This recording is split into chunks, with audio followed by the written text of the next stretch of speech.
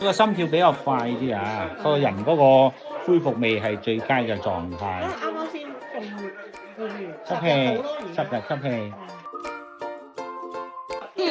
好乖嘅。食嘢聽唔聽話先？你講如果食嘢乖咧，就有禮物。食得，我覺得冇之前未中之前食一碗飯嘅，依家都食唔晒一碗飯。咁就係唔乖噶啦，你再食翻多啲，知唔知啊？你4歲，就嚟5歲係咪啊？5歲嘅小朋友，5歲嘅小朋友要呢度。12月5歲。好啦，嘴仔好乾啊佢，咁咧係身體有脫水，佢脫咗水咧，傷咗之後咧會脫水。邊條脷仔我睇下，脷仔伸條脷仔多啲。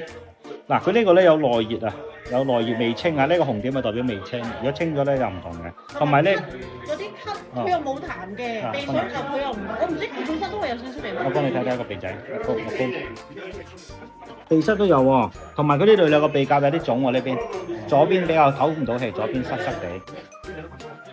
好穩陣咯，少少嘢就發脾氣，即係之前都係嗰啲。